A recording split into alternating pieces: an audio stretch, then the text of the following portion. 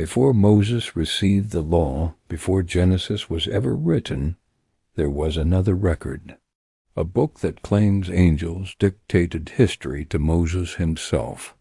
A book that reveals forbidden knowledge about creation, fallen angels, sacred calendars, hidden covenants, and the exact timeline God ordained for mankind. This book was read by the early church, preserved by the Ethiopians, and feared by religious authorities. This is the Book of Jubilees.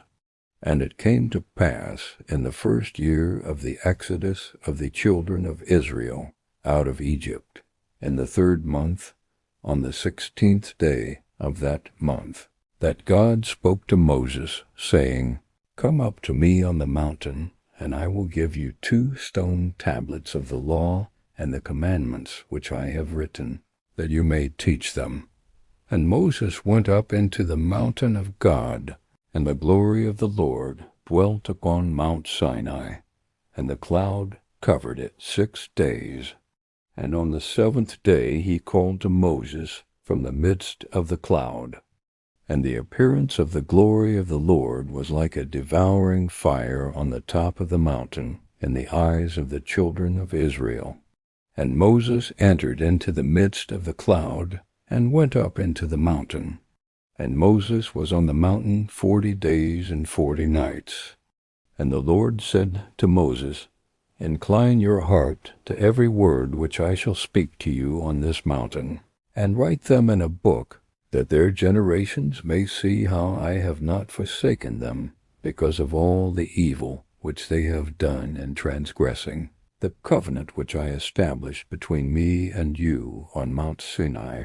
And the angel of the presence spoke to Moses by the word of the Lord, saying, Write all the words of the law and the testimony, for I will reveal to you the history of the division of all the days of the law, and of the testimony, and of the weeks of the Jubilees forever.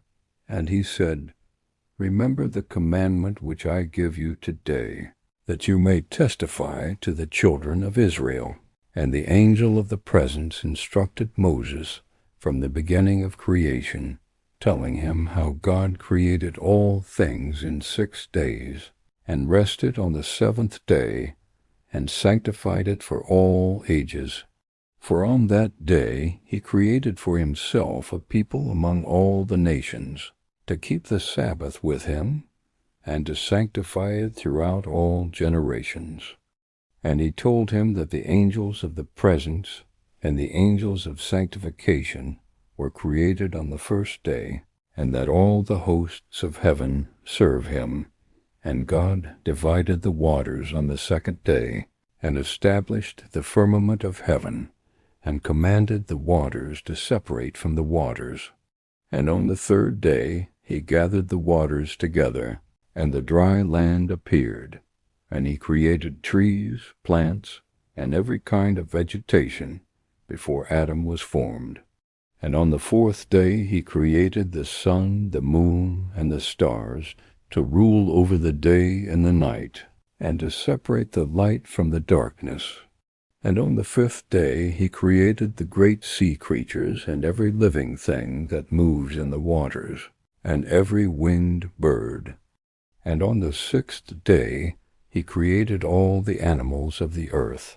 And afterward he created man and woman, and gave them dominion over all the earth. And he finished all his works on the 7th day, and blessed it, and sanctified it forever.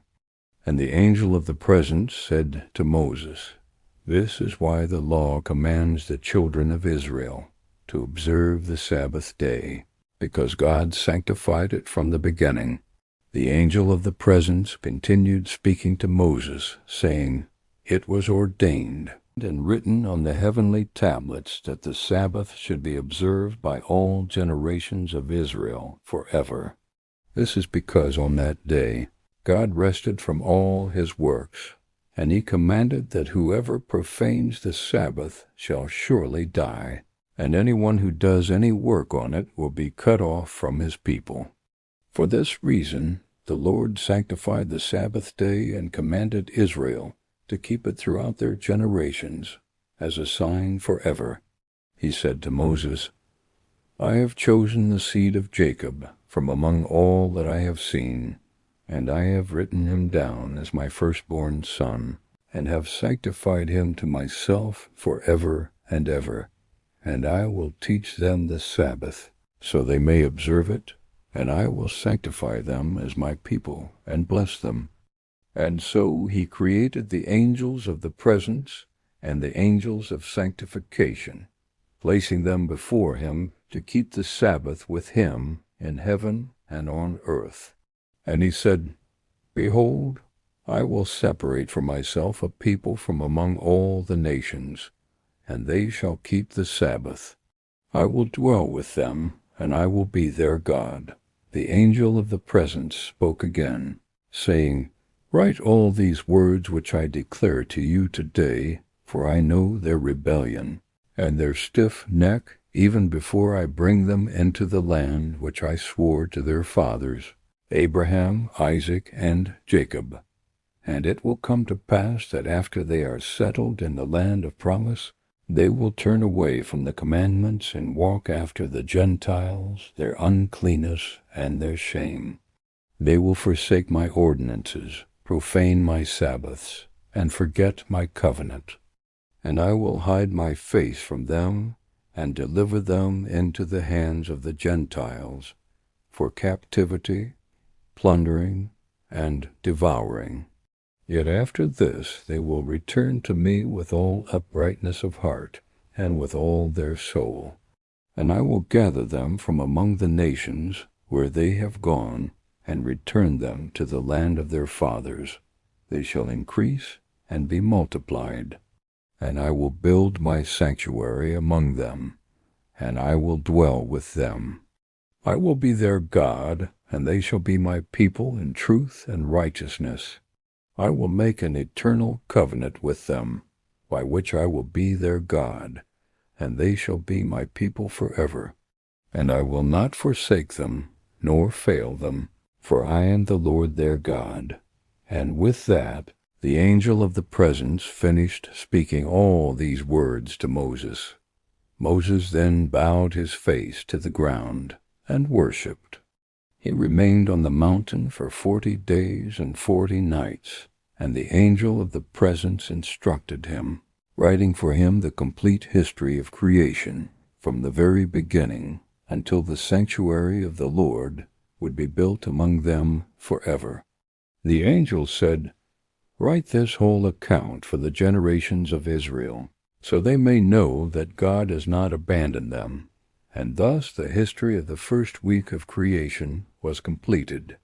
Afterward the angel of the presence spoke to Moses about Adam. He said that on the 6th day of creation, God created Adam from the dust of the ground, breathed into his nostrils the breath of life, and Adam became a living soul. God placed Adam in the Garden of Eden to till it and keep it. He commanded him concerning every tree of the garden, but of the tree of the knowledge of good and evil he commanded him not to eat. And God said, It is not good that man should be alone. I will make him a helper suitable for him. So God caused a deep sleep to fall upon Adam, took one of his ribs, and formed a woman from it. When Adam awoke, he said, This is now bone of my bones and flesh of my flesh.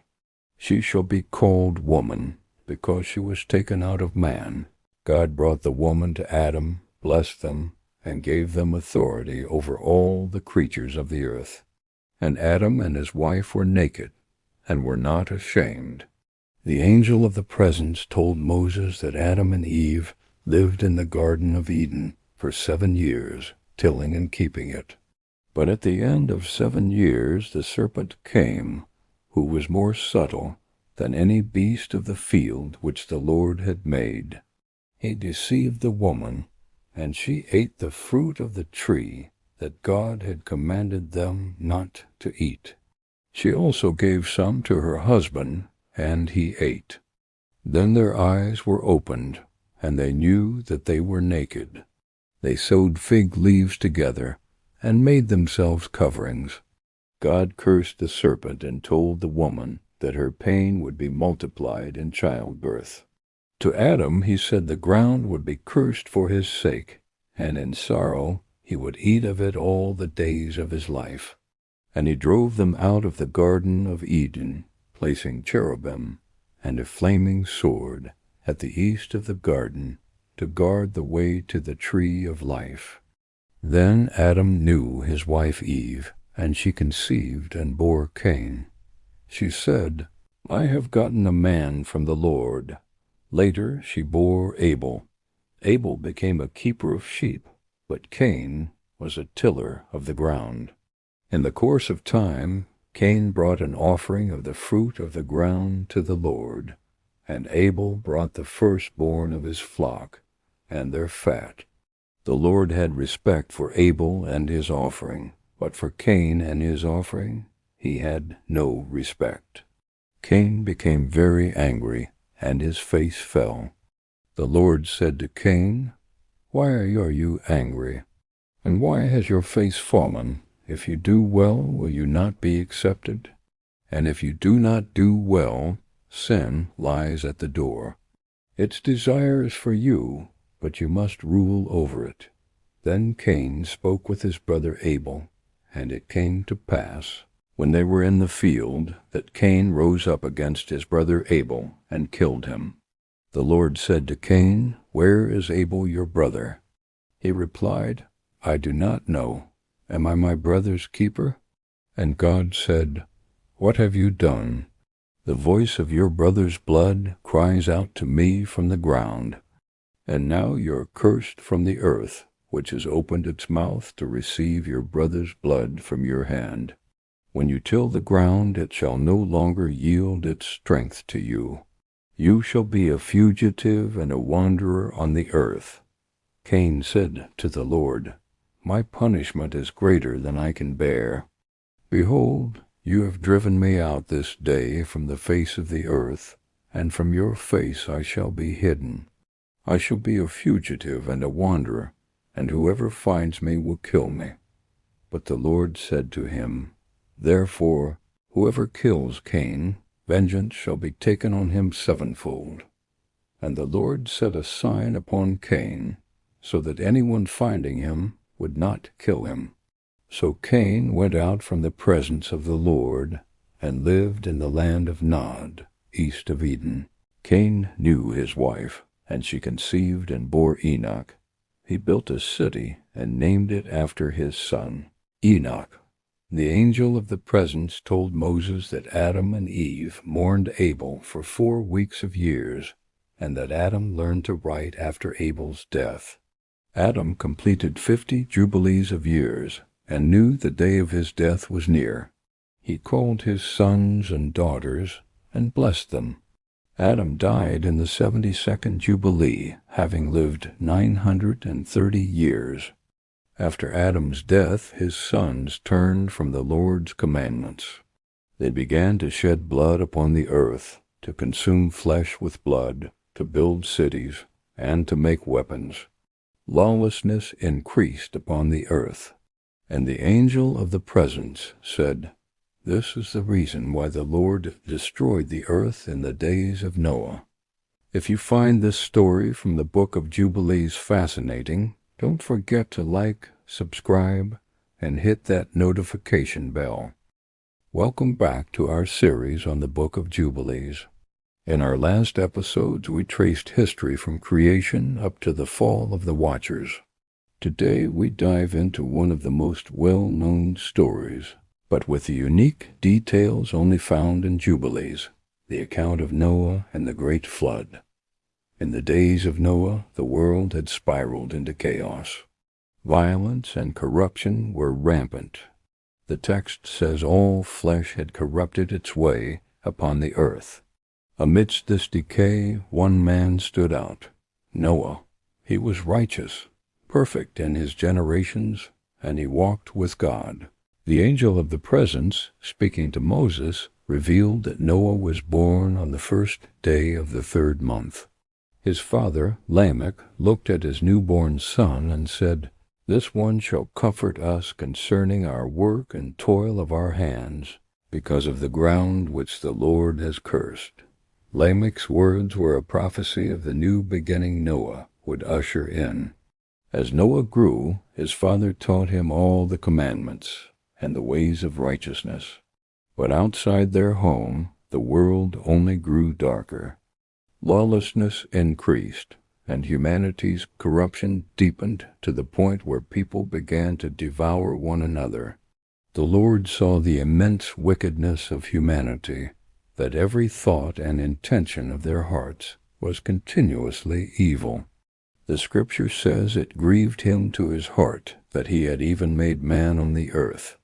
In his sorrow and righteous anger, God declared, I will destroy man whom I have created from the face of the earth. But in the midst of this judgment there was a glimmer of hope. Noah found favor in the eyes of the Lord. God spoke to Noah directly, saying, The end of all flesh has come before me, for the earth is filled with violence through them. He then gave Noah a divine instruction. Make yourself an ark of gopher wood. You shall make rooms in the ark, and cover it inside and outside with pitch. The angel of the presence explained to Moses that God revealed to Noah every single detail, all the ordinances, and exact measurements for the ark. Noah, faithful and obedient, did everything just as the Lord commanded him. The Lord then told Noah his plan. I will bring a flood of waters upon the earth to destroy all flesh in which is the breath of life from under heaven. By this time Noah was 600 years old. On the 17th day of the second month, the flood began. The text describes it vividly. The fountains of the great deep burst forth, and the windows of heaven were opened. For 40 days and 40 nights, rain poured down upon the earth. Noah, his sons, his wife, and his sons' wives all entered the safety of the ark. With them went a pair, male and female, of every living creature, just as God had commanded. The waters rose relentlessly, covering everything. The ark was lifted up, floating high above the submerged world. Every living thing that moved upon the earth perished, birds, cattle, wild beasts, every creeping thing, and every human being. All in whose nostrils was the breath of life died. For 150 days the waters prevailed over the entire planet. But even in this overwhelming destruction, God did not forget his faithful servant. God remembered Noah and all the creatures with him in the ark. He caused a great wind to pass over the earth, and slowly the waters began to subside. Finally, on the 17th day of the 7th month, the ark came to rest upon the mountains of Ararat. After some time, Noah opened the window and sent out a raven, which flew back and forth. Then he sent out a dove. The first time it found no place to land and returned. He waited and sent the dove out again. This time it returned in the evening with a freshly plucked olive leaf in its beak. At that moment Noah knew the waters had finally receded from the earth. By the 2nd month, on the 27th day, the ground was completely dry. Then the word of the Lord came to Noah. Go forth from the ark, you and your wife, and your sons' wives with you. The first thing Noah did upon stepping onto the new earth was build an altar to the Lord. He took some of every clean animal and every clean bird, and offered burnt offerings. The Lord smelled the sweet savor of the sacrifice and made a promise in his heart. I will not again curse the ground any more for man's sake. God then blessed Noah and his sons, commanding them, Be fruitful and multiply and replenish the earth. He established his covenant not just with Noah, but with all his descendants and every living creature. As a visible sign of this unbreakable promise, God set his rainbow in the clouds, a perpetual reminder of the covenant between God and all flesh on the earth. The angel of the presence told Moses that God also gave Noah and his family 7 commandments, primarily centered on observing righteousness and avoiding the shedding of blood. Noah passed these commands on to his sons, instructing them to walk in righteousness and specifically not to eat blood. Sometime after the flood, Noah planted a vineyard. One day he drank wine from his harvest, became drunk, and lay uncovered in his tent. His son Ham saw his father's nakedness, and, instead of showing respect, went and told his 2 brothers, Shem and Japheth, who were outside. Shem and Japheth took a garment, laid it across their own shoulders, and walked backward into the tent, so they would not see their father's nakedness, and covered him. When Noah awoke and realized what his youngest son, Ham, had done, he pronounced a curse, not on Ham directly, but on his son Canaan, saying, "Cursed be Canaan. A servant of servants shall he be unto his brethren." He then blessed Sem and Japheth for their respectful actions, but the new world was not free from evil for long. The Book of Jubilees tells us that after the flood, the unclean spirits, the disembodied spirits of the dead Nephilim, began to lead the children of Noah's sons astray. They corrupted them, tempting them into sin and uncleanness. Seeing this, Noah prayed to God, "O Lord, do not let the spirits rule over the sons of the righteous." In response, the Lord commanded his angels to bind all these malevolent spirits. However, Mastema, the chief of the spirits, approached God and made a request. He said, "Let some of them remain before me, to do my will." He argued that he needed a force to continue to corrupt, accuse, and test mankind. The Lord granted his request, allowing 1/10 of the spirits to remain under Mastema's command, while the other 9/10 were bound and cast into the place of condemnation. It was after this that Noah, instructed by the angel, wrote down all these events and teachings in a book. Noah then divided the entire earth among his 3 sons, Shem, Japheth, and Ham, by lot. Shem received the central part of the earth, Japheth the north, and Ham the south. They all swore an oath to honor these boundaries and not to transgress into each other's lands. Generations passed. In the days of Peleg, whose name means division, the earth was divided. The sons of men, now growing in number, decided to build a city and a massive tower with its top in the heavens, to make a name for themselves and prevent being scattered. The Lord came down to see their project. He observed, "Behold, the people are one, and they have all one language, and this is only the beginning of what they will do." To halt their prideful ambition, the Lord confused their language so they could no longer understand one another. They were forced to stop building, and the city was named Babel, which means confusion. From there, the Lord scattered them across the face of the whole earth. The angel of the presence explained to Moses that this event is the reason the nations were separated, each with its own language and land. But through all this a righteous line was preserved. From Noah's son Shem came the lineage of righteousness, and it was from Shem's descendants that a man would eventually be born who was called the friend of God, Abraham. His story and the covenant God makes with him will be the focus of our next episode. Thank you for joining us on this journey through the Book of Jubilees.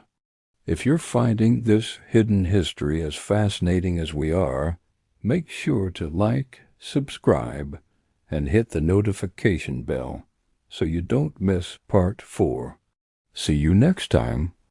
In the days of Terah, Abram's father, humanity once again strayed from the path of righteousness. They crafted molten images, worshipped idols, and served the works of their own hands. It was into this world that Abram was born in the 7th Jubilee, in the year 1976 from creation. Even as a young man, Abram was wise beyond his years.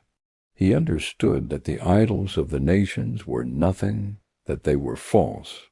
He knew there was only one true God, the creator of the heavens and the earth. In his heart, Abram questioned the practices of his people. He thought, "Is it not he who created all things? And should he alone not be worshipped?" He approached his father, Terah, and asked, "Father, what profit is there in these idols you worship? Why do you bow down to wood and stone that cannot hear or save?" But Terah wouldn't listen. So Abram prayed to the Lord, "My God, God Most High, you alone are my God. Deliver me from the errors of the sons of men, and don't let my heart be led astray." The Lord heard Abram's prayer. Driven by his conviction, Abram took fire and burned the house of idols, and all the false gods within it were consumed by the flames. Tragically, Haran, Abram's brother, was caught in the fire and died there in Ur of the Chaldeans. Following this, Abram left Ur with his father Terah, his wife Sarai, and his nephew Lot, the son of Haran. Their destination was the land of Canaan. They settled for a time in a place they named Haran, and they lived there until Terah passed away. Abram was 75 years old when he finally departed from Haran. It was then that the Lord spoke to him, saying, "Go forth out of your country, and from your kindred, and from your father's house, to the land which I shall show you. I will make of you a great nation, and I will bless you, and make your name great." Abram obeyed the voice of the Lord, and traveled into the land of Canaan. There the Lord appeared to him again and promised, "To your seed will I give this land." In response, Abram built an altar to the Lord who had appeared to him. Soon after, a severe famine struck the land, forcing Abram and his household to go down into Egypt to survive. While in Egypt, the Lord plagued Pharaoh and his house because of Sarai, Abram's wife, whom Pharaoh had taken. Realizing his error, Pharaoh sent Abram away in peace, and Abram returned to the land of Canaan with all his possessions. Lot had traveled with Abram, and both men had become so wealthy in livestock and goods that the land could not support them living together. Strife broke out between the herdsmen of Abram and the herdsmen of Lot. To keep the peace, Abram said to Lot, "Let there be no strife between us, for we are brethren." He offered Lot the first choice of the land. Lot looked and chose the lush, well-watered plain of Jordan, and went to live in the city of Sodom. Abram, meanwhile, remained in the land of Canaan. After Lot's departure, the Lord spoke to Abram again. "Lift up your eyes and look from the place where you are, northward and southward and eastward and westward. For all the land which you see, to you will I give it, and to your seed forever." And Abram believed the Lord, and his faith was counted to him as righteousness. The angel of the presence revealed to Moses that Abram observed the Lord's commandments and statutes long before the law was given. He kept the feasts and ordinances according to the heavenly tablets. In the 14th year of the reign of Chedorlaomer, a coalition of kings came and made war against Sodom, and Lot was taken captive. When Abram heard the news, he armed his trained servants, pursued the kings, and defeated them, rescuing Lot and all his possessions. Upon his return, Melchizedek, the king of Salem and a priest of God Most High, came out to meet him. He brought forth bread and wine and blessed Abram, saying, Blessed be Abram of God Most High, possessor of heaven and earth. In return, Abram gave Melchizedek a tenth of everything he had recovered.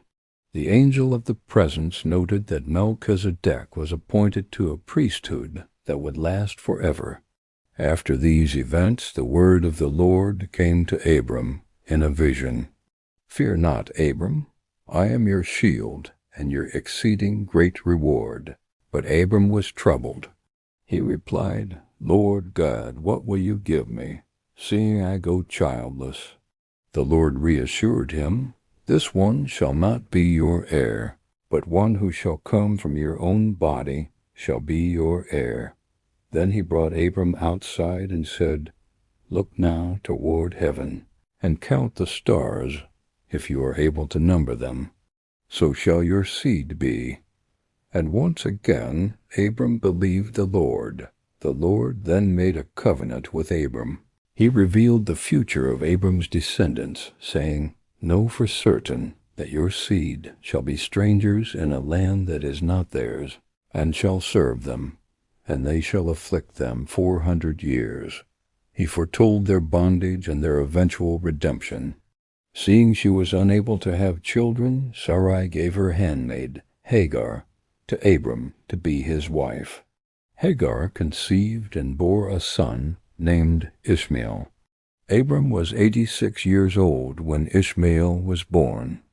The angel of the presence explained to Moses that while Ishmael was not the chosen seed, God would still bless him for Abram's sake. When Abram was 99 years old, the Lord appeared to him again and said, I am God Almighty. Walk before me and be perfect. It was then that God changed Abram's name to Abraham, meaning he would be the father of many nations. He also changed Sarai's name to Sarah. He established the covenant of circumcision as an eternal sign between himself, Abraham, and all his descendants. This covenant, the angel said, was written on the heavenly tablets forever. The Lord then promised that Sarah herself would bear a son. Abraham laughed to himself, thinking, Shall a child be born to a man who is 100 years old? But the Lord affirmed his promise. Sarah your wife shall bear you a son indeed, and you shall call his name Isaac. Later the Lord appeared to Abraham by the oaks of Mamre. Abraham looked up and saw 3 men standing before him.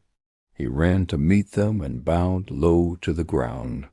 The angel of the presence explained that one of these men was the Lord, and the other 2 were angels on their way to destroy Sodom. The Lord revealed to Abraham what he was about to do.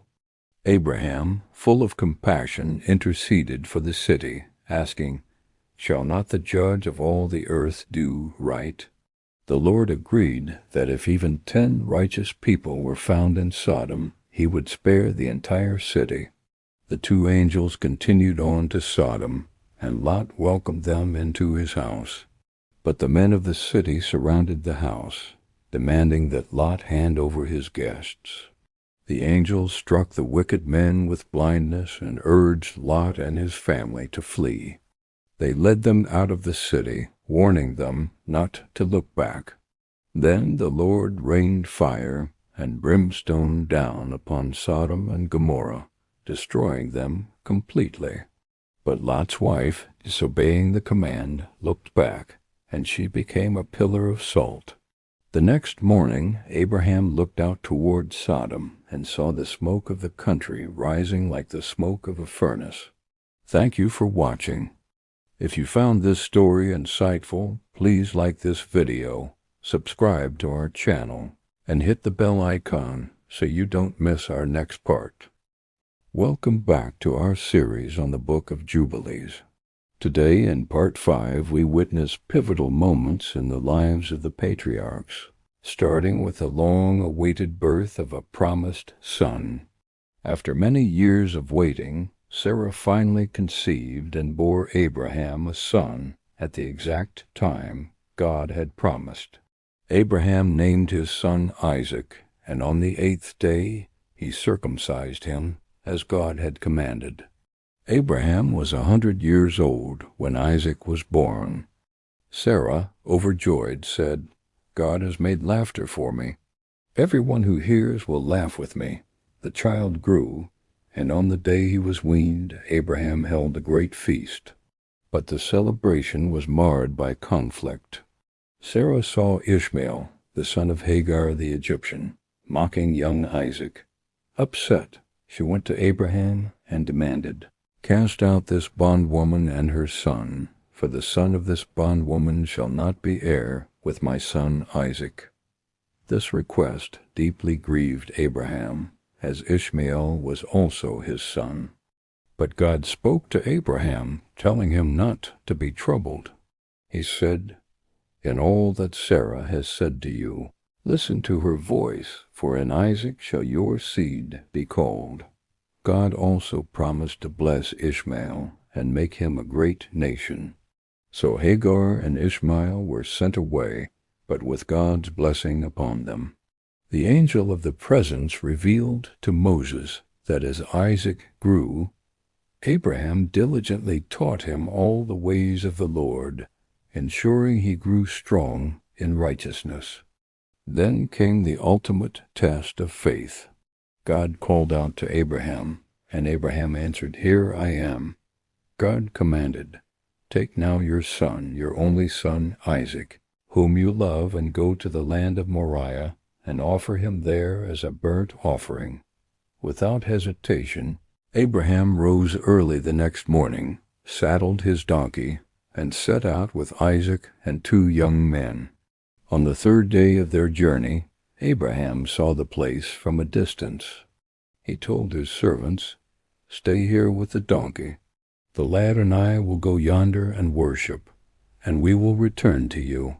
As they walked on, just the 2 of them, Isaac turned to his father and asked, "My father, behold the fire and the wood, but where is the lamb for the burnt offering?" Abraham, with unwavering faith, replied, "God will provide himself the lamb."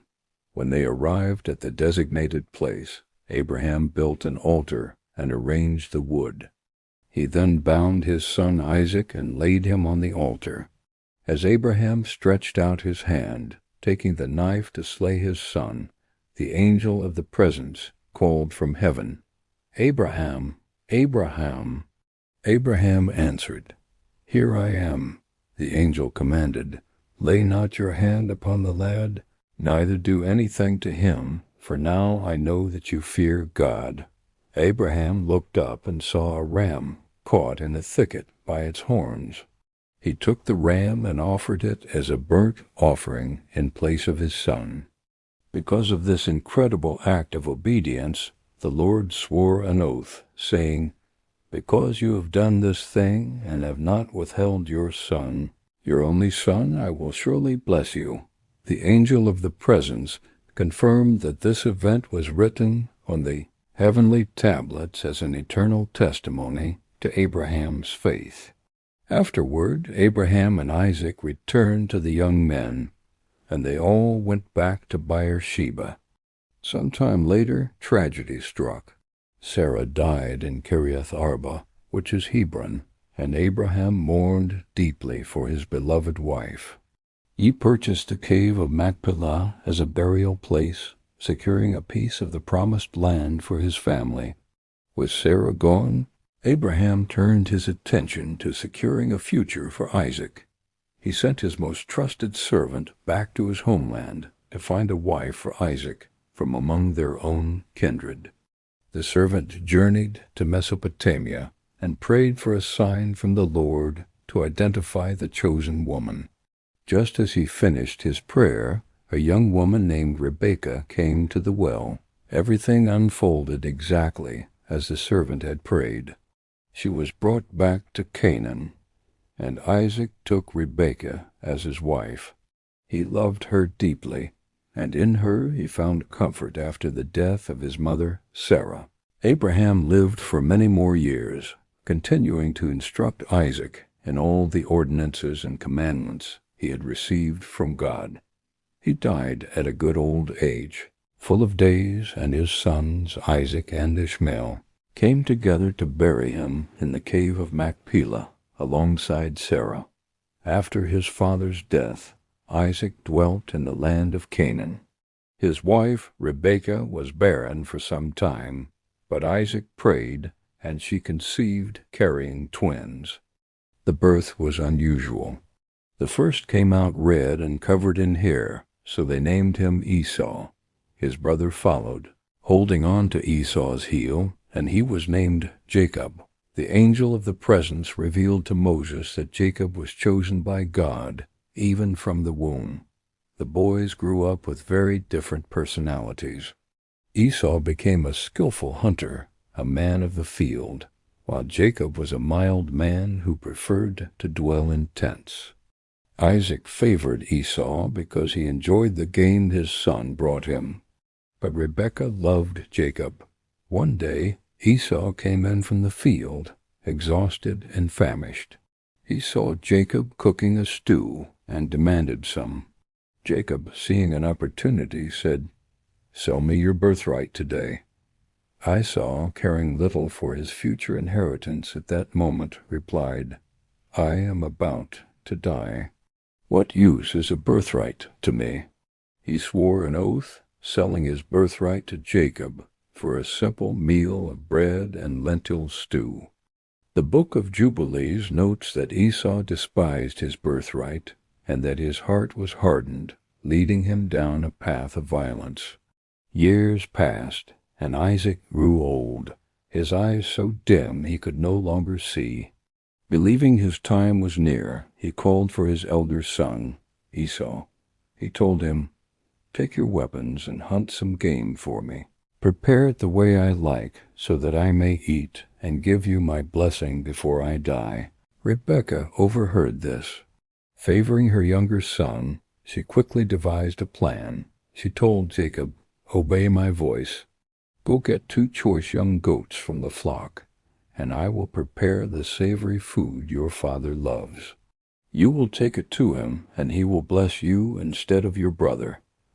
Jacob was hesitant, fearing his father would discover the deception and curse him. But Rebekah insisted, taking the potential curse upon herself. She dressed Jacob in Esau's clothes and covered his hands and neck with the skins of the goats to mimic his brother's hairiness. Jacob went in to his father, and through deceit received the powerful blessing Isaac intended for Esau. Just as Jacob left, Esau returned from his hunt. He prepared the meal and brought it to his father, only to discover the blessing had already been given away. Esau let out an exceedingly great and bitter cry. Isaac, trembling, realized what had happened and said, "Your brother came with deceit and has taken away your blessing." From that moment, Esau hated Jacob and plotted in his heart to kill him once their father had passed away. Rebekah learned of Esau's murderous intent and acted swiftly to save her beloved son.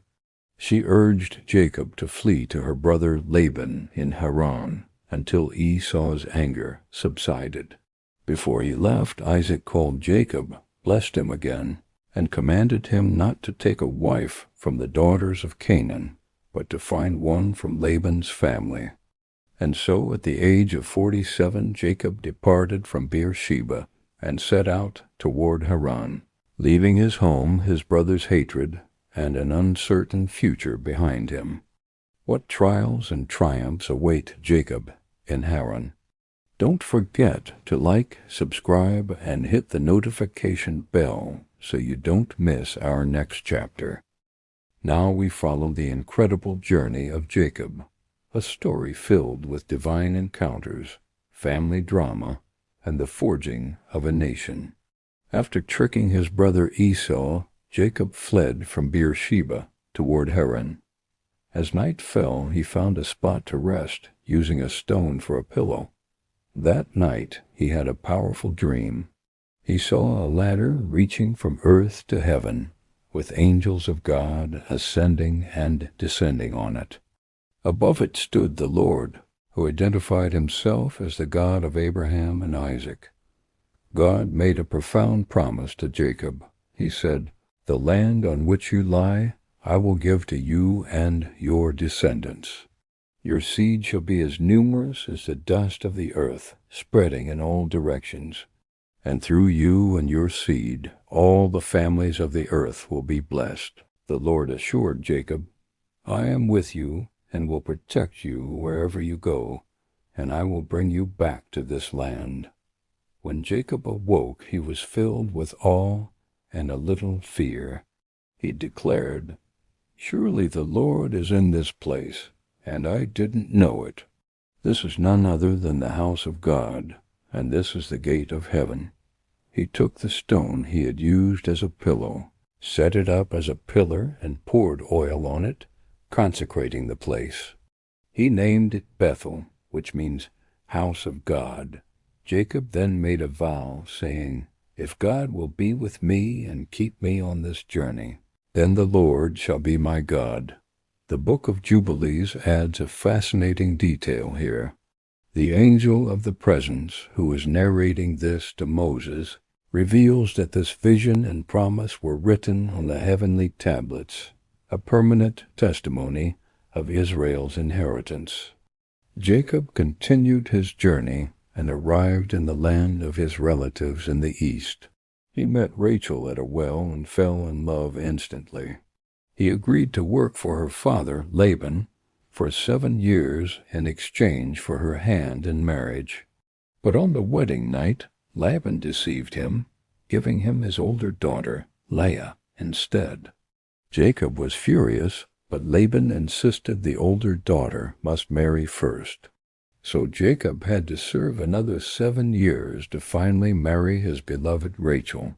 The Lord saw that Leah was unloved and opened her womb. She gave birth to Jacob's first son, Reuben, saying, "The Lord has seen my affliction." Then came Simeon, because, as she said, "The Lord has heard that I was hated." Her third son was Levi, and she hoped, "Now this time my husband will be joined to me." She bore Judah, declaring, "Now I will praise the Lord." Meanwhile, Rachel was heartbroken and envious of her sister. She cried out to Jacob, "Give me children, or I'll die." In her desperation, she gave her handmaid Bilhah to Jacob as a wife. Bilhah bore 2 sons, Dan and Naphtali. Seeing this, Leah gave her handmaid Zilpah to Jacob, and she bore Gad and Asher. Later, Leah conceived again and bore 2 more sons, Issachar and Zebulun, and then a daughter named Dinah. Finally, God remembered Rachel. He opened her womb, and she gave birth to a son, Joseph. The angel of the presence notes that the timing of all these births was precisely recorded on the heavenly tablets, aligned with the divine calendar of the Jubilees. After 20 years of service to Laban, the Lord told Jacob, "Return to the land of your fathers." Fearing Laban would prevent him, Jacob fled secretly with his wives, children, and all his possessions. Laban pursued them, but God intervened, warning Laban in a dream not to harm Jacob. When they finally met, they made a covenant of peace at Mount Gilead. As Jacob continued his journey, he had another divine encounter. The angels of God met him, and he recognized the place as God's camp. Now, he had to face his greatest fear, his brother Esau. He sent messengers ahead to Esau, but the news they brought back was terrifying. Esau was coming to meet him with 400 men. Filled with dread, Jacob prayed fervently, "Deliver me, I pray, from the hand of my brother." That night, after sending his family across the stream, Jacob was left alone. A man appeared and wrestled with him until daybreak. When the man saw he couldn't overpower Jacob, he touched the socket of Jacob's hip, injuring him. The man said, "Let me go, for the day is breaking." But Jacob, clinging to him, replied, "I will not let you go unless you bless me." The man then asked for his name and declared, "Your name will no longer be Jacob, but Israel, for you have struggled with God and with men, and have prevailed." The Book of Jubilees clarifies that this was an angel of the Lord sent to bless him. Jacob named the place Peniel, meaning face of God, because he said, "I have seen God face to face, and my life is preserved." As the sun rose, Jacob, now renamed Israel, limped away from Peniel. The dreaded meeting with Esau finally happened, but instead of violence, there was forgiveness. Esau ran to meet Jacob, embraced him, and wept. Jacob, bowing 7 times, said, "To see your face is like seeing the face of God." Peace was made, and Esau returned to his home in Seir. The angel of the presence confirms to Moses that this reconciliation was orchestrated by the will of God. Jacob settled near the city of Shechem. It was here that a tragedy occurred. His daughter, Dinah, was violated by Shechem, the son of the city's ruler. In a furious act of revenge, her brothers Simeon and Levi took their swords and killed all the men of the city. Jacob was horrified and rebuked them for their violent actions, fearing retaliation from the neighboring peoples. In the aftermath, God commanded Jacob, "Arise, go up to Bethel and dwell there." Jacob instructed his household to purify themselves and get rid of all their foreign idols, which he buried under an oak tree.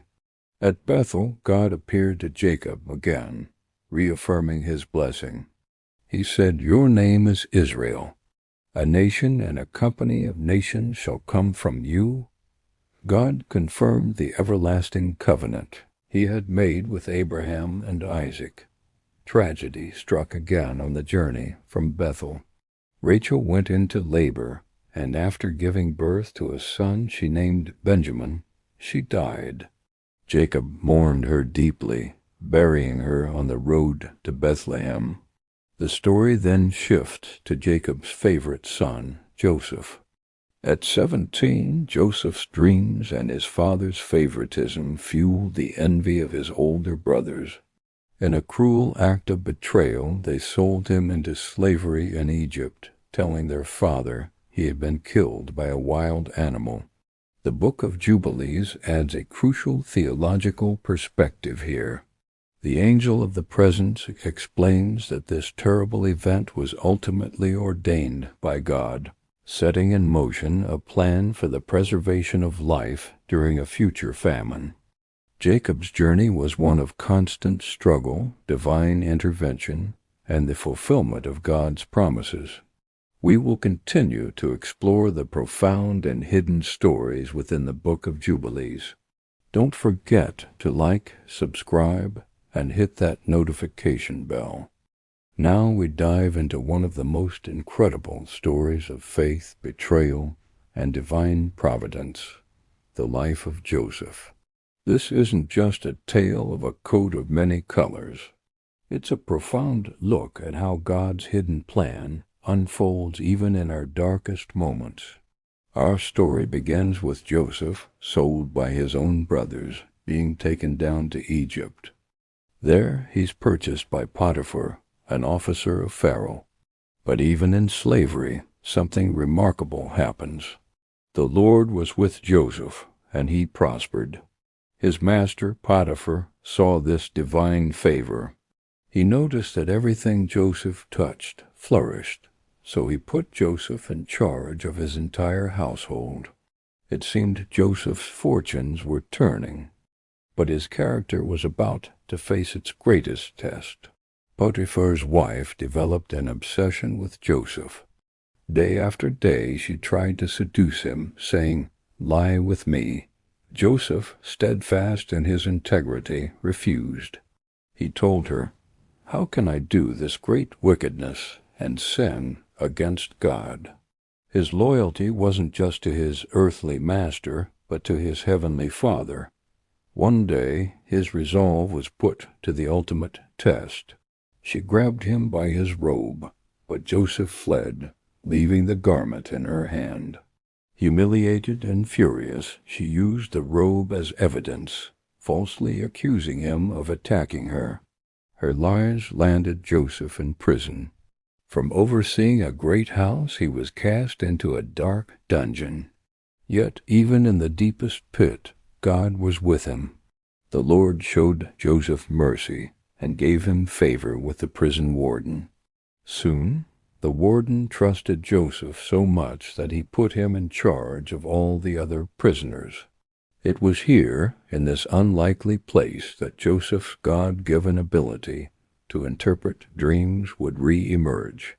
He correctly interpreted the dreams of Pharaoh's chief cupbearer and chief baker, who were also imprisoned with him.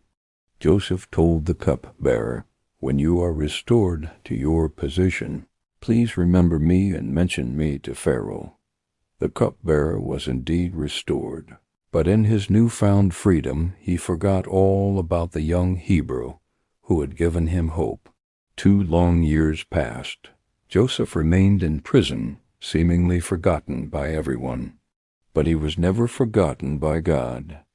Then Pharaoh himself had a series of disturbing dreams. He saw 7 fat cows devoured by 7 skinny cows, and 7 plump ears of grain swallowed by 7 thin ears. He called for all the magicians and wise men of Egypt, but no one could tell him what the dreams meant. It was only then that the cupbearer's memory was jolted. He remembered Joseph. Immediately, Joseph was summoned from the dungeon. He was cleaned up, given fresh clothes, and brought before the most powerful man in the world. Pharaoh said, "I have had a dream, and no one can interpret it." "I have heard that you can." Joseph's response was a testament to his humility and faith. He replied, "It is not in me. God will give Pharaoh an answer of peace." Joseph then explained Pharaoh's dreams. The 7 fat cows and plump ears of grain represented 7 years of incredible abundance that would come upon Egypt. But they would be followed by the 7 skinny cows and thin ears, representing 7 years of devastating famine that would consume the land. Joseph didn't just interpret the problem. He offered a solution. He advised Pharaoh to appoint a wise man to oversee the gathering and storage of grain during the years of plenty to prepare for the years of famine. Pharaoh and his officials were astounded. Pharaoh asked, "Can we find anyone like this, a man in whom is the Spirit of God?" Recognizing the divine wisdom in Joseph, Pharaoh made a stunning decision. He declared, "Since God has shown you all this, there is none so discreet and wise as you. You shall be over my house, and all my people shall be ruled according to your word. Only in the throne will I be greater than you." And just like that, at 30 years old, the slave from the prison pit stood before Pharaoh and was made the 2nd most powerful man in Egypt. The 7 years of plenty arrived, and Joseph, now a great governor, diligently collected and stored immense quantities of grain. Then, as he had foretold, the 7 years of famine began. The scarcity wasn't just in Egypt. It gripped all the surrounding lands. Back in Canaan, Jacob heard there was grain in Egypt. Desperate, he sent his 10 older sons to buy food. But he kept his youngest, Benjamin, at home, afraid to lose another son of his beloved Rachel. When the brothers arrived in Egypt, they came before the great governor to plead for grain. They bowed down before him, never recognizing that this powerful Egyptian ruler was the very brother they had sold into slavery decades ago. But Joseph recognized them instantly. Instead of revealing himself, Joseph decided to test them, to see if their hearts had changed. He spoke harshly, accused them of being spies, and to prove their story, he demanded they bring their youngest brother, Benjamin, back to him. To ensure their return, he bound Simeon and kept him as a hostage.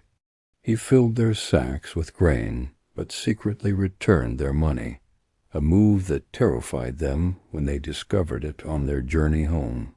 Returning to Jacob, they told him everything. Jacob was heartbroken, refusing to let Benjamin go.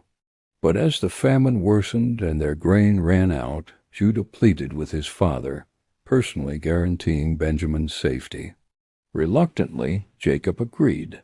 The brothers returned to Egypt with Benjamin. When Joseph saw his younger brother, his own flesh and blood, he was overcome with emotion and had to leave the room to weep. He then invited them all to a feast at his house. During the meal, he tested them one last time, hiding his personal silver cup in Benjamin's sack of grain.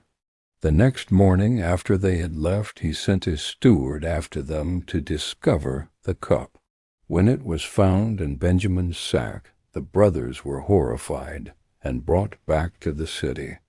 Judah, true to his word, offered himself as his slave in Benjamin's place, begging for the boys' release so their father would not die of grief. Seeing their genuine remorse and love for their brother and father, Joseph could no longer contain himself. He sent all the Egyptians out of the room and through his tears finally revealed his identity. "I am Joseph. Is my father still alive?" His brothers were speechless, frozen with fear and shock. But Joseph comforted them. He said, "Do not be grieved or angry with yourselves for selling me here, because it was to save lives that God sent me ahead of you." He explained that God had used their evil act for a greater good, to preserve their family and many others during the famine. Joseph then arranged for his entire family to move to Egypt. Jacob, hearing his beloved son was alive and ruling Egypt, made the journey with his entire household, 70 souls in all. They settled in the fertile land of Goshen, where Joseph nourished them through the remaining years of the famine. Jacob even had the honor of meeting and blessing Pharaoh. Jacob lived in Egypt for 17 years. As his life drew to a close, he called his 12 sons to his bedside and blessed each one, prophesying their futures. He made them swear an oath to bury him, not in Egypt, but in the family tomb in the cave of Machpelah in the land of Canaan. And so when Jacob died, Joseph fell on his father's face, wept, and honored his final wish. The Egyptians themselves mourned for Jacob for 70 days, a testament to the respect they held for Joseph and his family. Joseph and his brothers took their father's body back to Canaan for burial. After Joseph also passed away, the children of Israel stayed in Egypt. They were fruitful and multiplied, growing into a great nation within a nation. But this prosperity brought new dangers. Generations passed, and a new king arose over Egypt, a Pharaoh who did not know Joseph or the history of how the Israelites had saved the nation. Fearing their growing numbers, this new Pharaoh turned on them. He enslaved the Israelites, afflicting them with brutal, back-breaking labor. Now, the Book of Jubilees adds a fascinating layer to this history. The angel of the presence, speaking to Moses on Mount Sinai, reveals that all these events, Joseph's suffering, his rise to power, the famine, Israel's descent into Egypt, and their eventual bondage, were not random accidents. They were written beforehand on the heavenly tablets. The angel explained that God had a plan all along. He raised up deliverers for his people when they were oppressed, and as the children of Israel cried out to God from their suffering in Egypt, the Lord remembered his covenant with Abraham, Isaac, and Jacob. The duration of their bondage was a fulfillment of a specific timeline, appointed according to the divine calendar of Jubilees. The angel of the presence then gave Moses a powerful prophecy. In the fullness of time, Moses himself would be the one to arise and deliver Israel from their bondage. All of these generations, from the creation of the world until that very moment when the law was being given on Sinai, were part of this grand unfolding story. The Lord commanded the angel to reveal all these things to Moses, so that the people of Israel would understand the times and seasons appointed by God and see his sovereign hand throughout their history. The angel concluded his instruction to Moses with a solemn charge: "Write all these words faithfully, for they are ordained forever." And so Moses wrote them all down, preserving this heavenly perspective for all future generations. The story of Joseph isn't just about one man. It's a microcosm of God's redemptive plan for his people, proving that even through betrayal, suffering, and slavery, his purpose will always prevail. Make sure to like, subscribe, and hit the notification bell. Next, we dive deep into God's divine calendar, the eternal laws, and some final urgent warnings given to Moses on Mount Sinai.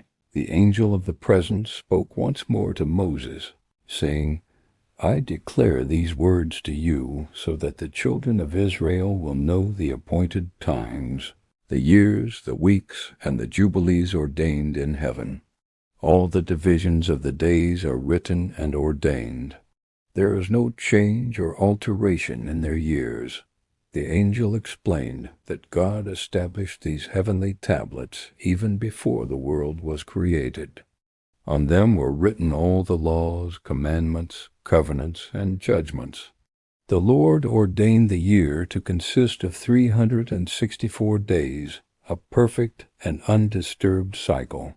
He appointed the sun as a great sign upon the earth, marking days, Sabbaths, months, feasts, and years. He commanded Israel to follow this precise order so they wouldn't forget the feasts and adopt the customs of the Gentiles. The angel warned that many would make errors in calculating the year, forgetting the new moons, seasons, and Sabbaths, thereby disturbing all the appointed times. "This," the angel said, "is why I command you to testify to Israel, that they may observe the year according to its days. There is no wandering of days, no omission of feasts. It is all written and ordained. Anyone who changes these appointed times will corrupt the seasons, and the years will be moved from their order. The children of Israel will forget the covenant and follow the feasts of the nations. They will forget God's commandments and walk in their own ways."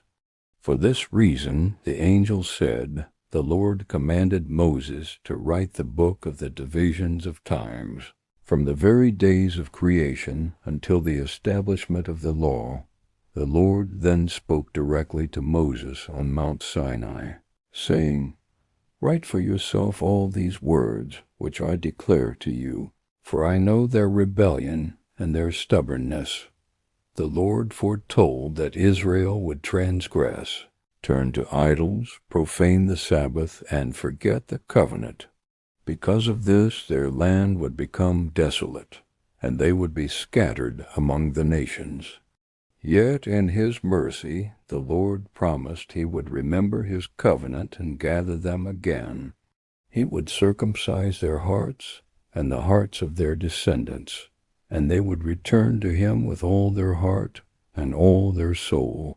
He promised he would build his sanctuary among them forever. The angel of the presence clarified that all these words were spoken even before the incident with the golden calf. Next, the Lord commanded Moses concerning the festivals. He said that the Feast of Weeks was ordained from the day of creation. Abraham, Isaac, and Jacob all observed it, and the patriarchs kept it according to the heavenly tablets. The covenant with Abraham was renewed at the Feast of Weeks. Isaac was born at its appointed time, and Jacob returned to Bethel at its appointed time. And it was at this very same feast that the children of Israel would receive the law. Then the Lord commanded Moses about the Feast of Booths. It was ordained that Israel should live in booths for 7 days each year, as a remembrance of their journey through the wilderness. The angel revealed that this feast was also kept in heaven by the angels of sanctification. The Lord also commanded concerning the Passover. It was ordained for the 14th day of the first month. It was on this very day that Abraham had offered Isaac, and the blood of the covenant was remembered in heaven. The angel declared that Israel would keep the Passover forever as a memorial of their deliverance. Next came the command for circumcision. The Lord said it was an eternal sign written on the heavenly tablets. Anyone who was not circumcised would be cut off from the covenant. The angel of the presence confirmed that Abraham was the first to keep this ordinance, and Israel was to keep it in every generation. The Lord then gave commands about clean and unclean foods. He had separated the clean from the unclean since the days of Noah. Israel was commanded to eat only what was clean, as a holy people. The angel noted that the Gentiles would eat blood and unclean flesh, but Israel was not to follow their ways. Commands concerning marriage were also given. A man should take a wife from his own people, because intermarriage with the nations would lead Israel astray. The angel explained this was why the patriarchs always took wives from their own kin. Regarding justice, the Lord commanded concerning witnesses and judgments, righteousness must be established by truth. Violence and injustice would defile the land. The angel added that the blood of the righteous cries out from the ground. The Lord then re-emphasized the importance of the Sabbath. He said again that it was a sign forever between him and Israel. Whoever profaned it would be cut off. The angel of the presence shared that the Sabbath is kept in heaven just as it is to be kept on earth. The Lord foretold that Israel would forget the Sabbath and follow the nations, yet he would restore them in the last days. Looking toward the future, the angel of the presence said that in the last days Israel would return to the law. Righteousness would increase, and the knowledge of the Lord would fill the earth. The Lord would judge the nations in righteousness and blot out the name of the wicked. Peace would be established forever. These words, the angel said, are written and ordained. Moses wrote all these words faithfully. Then he bowed and worshipped the Lord. The glory of the Lord filled the mountain. And so the Book of Jubilees, containing the divisions of times, the law, and the testimony, was completed. The angel of the presence declared, "Blessed is the man who keeps all these commandments, and cursed is the one who turns aside from them." The Lord affirmed that he would be faithful to his covenant forever. The angel then said to Moses, "These words are not for this generation alone, but for every generation that shall come after them, until the end of days. He who observes the law and the appointed times will walk in peace, but whoever abandons them will walk in confusion and darkness. For the ways of the Lord are straight, and all his paths are righteousness. The Lord said he would separate Israel from the nations to be holy unto him. He would cleanse them from all uncleanness, forgive their sins, and remember them no more. But the angel warned that in the days to come, many would forsake the law and follow the customs of the nations. They would change the ordinances, corrupt the calendar, profane the Sabbaths, and forget the covenant. Because of this, judgment would come upon them. Yet the Lord promised he would not destroy them utterly, for he is merciful and compassionate, slow to anger and abounding in steadfast love. He would remember the covenant he swore to Abraham, Isaac, and Jacob. He would raise up for himself a righteous remnant and write his law upon their hearts. They would love righteousness and hate wickedness. The angel of the presence also warned that in those days the spirits of deceit would increase and lead many astray. Truth would be cast down. Yet the Lord would judge these spirits and bind them forever. The earth would be cleansed from all corruption, and the righteous would rejoice. Peace would be established upon the earth. There would be no more war, bloodshed, or violence. The Lord would dwell with men. He would be their God, and they would be his people. The angel said the days would be multiplied and the years fulfilled.